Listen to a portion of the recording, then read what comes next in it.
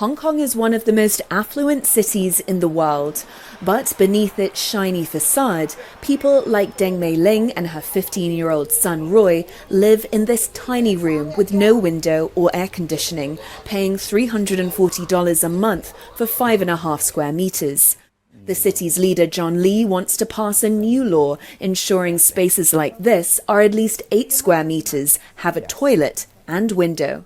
I'm very worried because if my landlord asks me to leave, I won't be able to find a place with such low rent. I really can't afford it. Around 33,000 of the smallest homes could be phased out. This flat has been divided into 4, with 6 people sharing a kitchen and bathroom, and is likely to be renovated.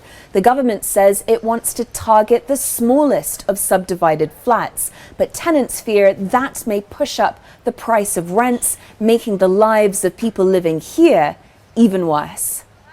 Beijing has urged the Hong Kong government to get rid of subdivided units and other tiny homes by 2049 because it regards the city's housing shortage as one of the causes of the 2019 anti-government protests.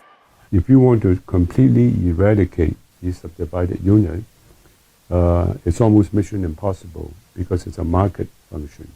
There's a need. So the way to respond to the Central People's Government's directive is to at least make sure that the quality of the accommodation is of reasonable standard. The city's coffin and cage homes, where people's living space consists of a bunk bed, are also set to remain.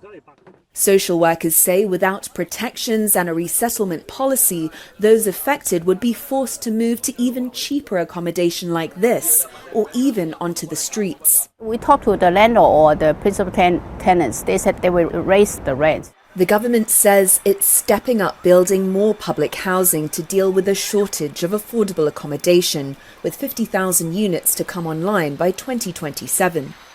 An independent housing research group says until there is the political will to overhaul the land and housing system to make the world's most unaffordable property market more affordable, people like Mei-ling and her son will be at the mercy of those who decide their fate from across the border. Westbrook, Jazeera, Hong Kong.